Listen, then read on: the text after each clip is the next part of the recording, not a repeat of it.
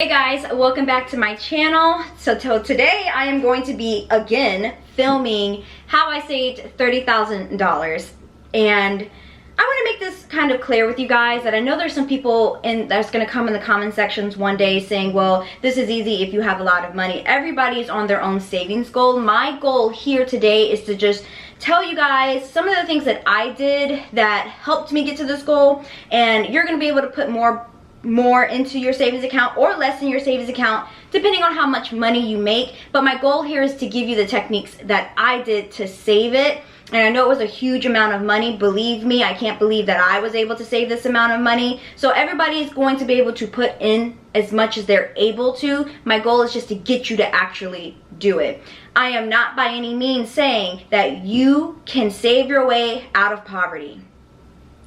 That's not how the world works. However, you need a savings account in case you lose your job, in case something comes up. We should be practicing these habits, and saving is just a series of disciplined decisions that you make over and over and over again. In order to save, you have to be disciplined. If you want to make more money to save more money, you have to decrease your spending and increase your income. So you're gonna have to make those hard decisions to get another job, do another side hustle, work a little bit longer hours, or work extra days. And I know some people don't want to do that, but we can't keep doing the same thing that we've been doing before and just complaining about it and not doing something different.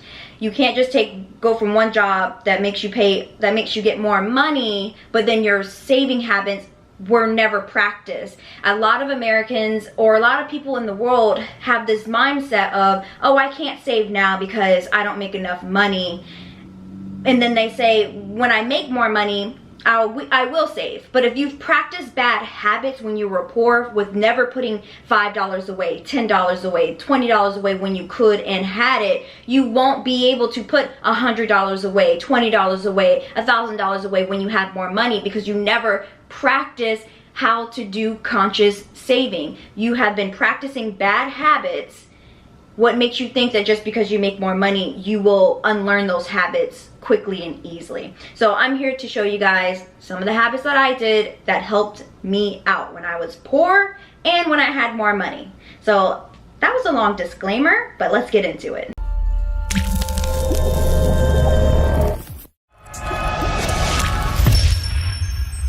The first thing that I did was not have a car payment. As soon as I was getting my job and saving up to have my car, I knew that I did not want to have a car payment, because I didn't have like the best job. I worked at a food store when I first got my first job. So I couldn't afford a car payment, even if it was just a $50 car payment for a hoopty. But then again, I bought a hoopty cash. So it's easy to do it when you're younger because you have nowhere to go, so you're not spending your money or anything. But this really kind of touches people who love cars, and people who always tell me, oh, I want a new car, I want a new car. And I'm like, why are you adding more expenses to your already strained budget? I drove a hoopty for 7 years until the wheels literally fell off. I also ran the car into the ground. I could no longer use the engine. The cylinder cap was off. I drove a hoopty with no AC, and every year I would complain about it. During summer, it was hot as hell in that car, but I never wanted to buy a new one because it got me from point A and it got me to point B, and I had 2 jobs when I was younger. So, and I've always had more than one job because I wanted to increase my income, but it never went into my mind that, oh, I should get a new car and stuff. No, we're not adding any more expenses. Just because I have a second job and can afford it now, that doesn't mean I had more expenses to it. I had a goal, and I wasn't gonna let any materialistic item that costs too much money for me to derail my goals. So just because you guys have the money does not mean that you should be getting brand new cars before you have a good lump sum in your savings account and you feel that if you were to lose your job, you wouldn't panic for the next 3 to 6 months. I learned to do car maintenance. I learned how to change my brakes. I learned how to change my tire. I learned to change my oil. I learned not to go through puddles because my power steering wasn't that good. So every time I went to a puddle, my wheel was stiffen up. That's scary. Don't want that to happen. I learned to go around puddles. You know, I learned not to fix my AC because it was going to cost me like $1,200 or something like that. If I could learn to fix it, I was not going to pay for it. So when you're, you know, not making that much money, you guys should learn how to do kind of like basic car things so that you're not, you know, forking your money out on these certain things. And girls, we can do this. You can learn how to change your own oil. It was very easy and I felt kind of sexy being able to do it. Other things, when Netflix, Hulu, all of those became super popular, I didn't pay for them. I didn't need them. I had my phone, YouTube. There was no reason for me to be buying extra things online that are reoccurring payments. The last thing you want to do is get something that's a reoccurring payment on your card and then accidentally forget about it. I have been there on like clothing websites, and then I realized, I was like, hold up, I can't just buy something. I have to actually have a subscription to this. I don't care how little bit it is, it adds up. I stayed away from those things and I still don't have them actually. I don't really care about having TV like that in my main life. And plus I have so much going on, so many goals to achieve, is that the only time I really watch TV is at nighttime when I sit down for like 2 hours with my fiance for us to spend some time together. So TV isn't that big of a deal for me. Another thing that was a big personal choice is that I don't like drinking. Like, I just don't see the point of it. I might have a margarita or sangria here and there, like here and there very loosely. Once every few months I may drink.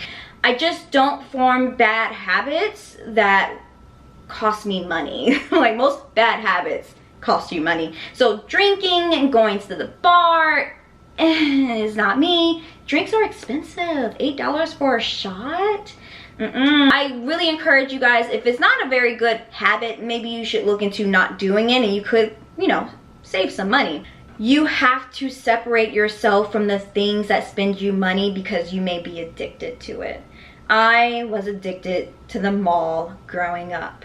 And if I went to spend money. So the mall is like my crack, and I had to separate myself from that. So if drinking is what shopping was to me, then maybe you shouldn't go out to those places. Avoid those places at all costs because you know nothing good comes of it. Yeah, it feels good here and there, but then you look at your pocketbook and you're like, wow, what do I spend my money on? And I knew where I spent my money on. It was shopping. Now, this was before I was really into online shopping, so online shopping wasn't that big of a deal, and it may be a little bit harder to break because now you just have this device in your hand that can always connect to the clothes that you want. But I used to actually actively not go to the mall because I knew I was going to spend too much money. I had to make decisive and hard choices for me not to go spend my money at the mall, and I had to be disciplined. So again, you guys, savings is about discipline. If you know you do something that may be destructive to the goal that you set for your life, then take a break from it. Try 30 days of not doing it and see how you feel, and you may be able to break that habit.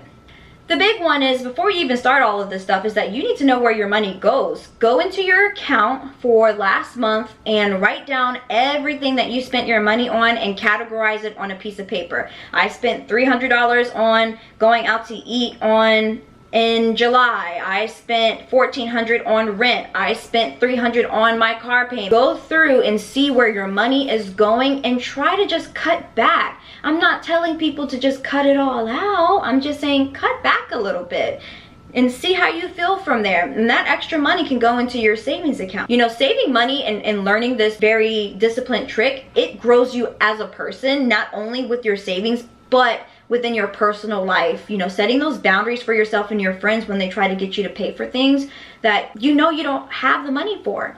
And if you have those friends who want to spend money, why don't you give different choice? Instead of us going out to eat, why don't we come to my house and we cook together? That's one way. If your friends are your friends, they want to spend time with you no matter what it is. So my friends are okay with that. We love cooking together, and there we don't spend money. My favorite method that really worked for me, it was almost one of the #1 things that worked with me, was out of sight, out of mind. What I did was I took out another savings account with a different bank, and I connected that bank to my primary bank account. So I could easily transfer money from my primary into the savings account, but I did not have my savings account, bank account, attached anywhere. So I would have to literally spend more time trying to get into that savings account than it would to just go to my primary and transfer the money. Out of sight, out of mind method is what I'm talking about. As soon as I got paid, I would transfer over into my savings account.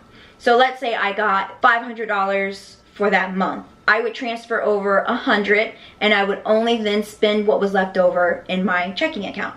And because I did not see how much money was going into my savings account or how much was being saved at that same time, I kind of forgot about it. And what I mean is that I took my card and then I stashed it somewhere that I could not get to. It stayed out of my wallet, and it never was in my purse on the road with me at all. Out of sight, out of mind. You need to find a goal and why you have that goal. What are you saving for? Find your why and obsess over it. If you know your why behind things, there's nothing that can deter you.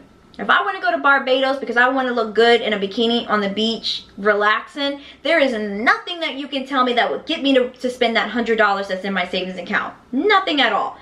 Find your why, fall in love with it, and obsess over it. So we talked about how to decrease your spending, but like I said, you can't save your way out of poverty. So you're gonna have to increase how much you make as well. And I was the queen of side hustles and multiple jobs when I was younger, and I still am. You guys know my whole channel is about making more money. Here are some of the jobs that I used to do when I was younger to make more money. YouTube as a side hustle, and I wasn't making that much money from YouTube. I would make $100 a month here, and then $100 maybe 2 months after that. I was grateful and blessed with anything that I could get, so $100 to me was the jackpot. Y'all, this is embarrassing. I used to give plasma. I used to donate plasma. For the first donation we got was $130, I think, for the first time you donated plasma. Once you do the check-in stuff and they check if you can do it or not, if you're the right size, the right height and stuff. And then after that it was like $25. I was the queen of plasma when I was younger, and I used to actually be embarrassed about it, but I wasn't embarrassed about that money. Now, I did start signing agent when I was about 20 years old. My mom taught me how to do it, so I would go under her and she would teach me how to do it, and I was doing it here and there. I wasn't that confident with the paperwork when I was younger. Maybe I just felt like I couldn't really learn it, so I turned my brain off. Back then, you know, I was getting like $75, $85 for the signings and stuff, and I would do it sporadically between going to school and working on my jobs.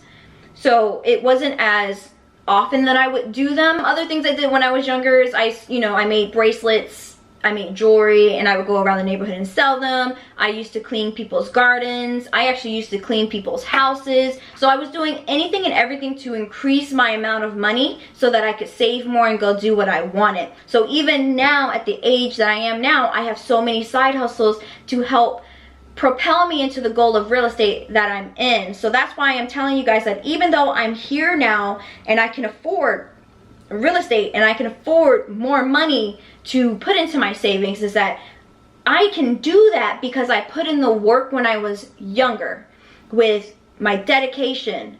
I was not going to let anything take me off track, and I was making these good habits that to the point where I got older, those habits never left me. I have no problem saving because I don't look at the money as something that I'm losing. It's something that I'm going to be gaining in the future. Specifically, how did I get into saving $30,000 is when my income got bigger. Let's say I got a $3,000 check from a signing. I would save $1,000 of it, and I would put the $2,000 into my checkings. And I'm not saying I spent $2,000. I was very conscious of still not spending too much money, but my savings goal became bigger. So if I was only making $400 when I was younger, I would save $100, spend $300. That's just how my mind worked. But now I take that same method and I apply it to now, and that's how I was able to save so much. If you guys want to learn how to make more money like me, where I was put into a position of getting good side hustles that bring me this extra income, you can check out my website that is down below, or I'll just pop it up on the screen. You can either take my notary one-on-one class that teaches you how to be a signing agent, one of the jobs that I have that I talked about with extra income, or you can take my mentoring class, where that is just going over business strategies and business goals that we can go through together to see if there's any things that you can do, or to try to, you know, get it in a timeline for you guys to make more money. I also try to come up with ways to make you more money. What are you good at? So I also have those two classes. So go ahead and look at it, read about it down below or on my website. Let me know what you think. Comment down below, and I will talk to you guys later. Bye.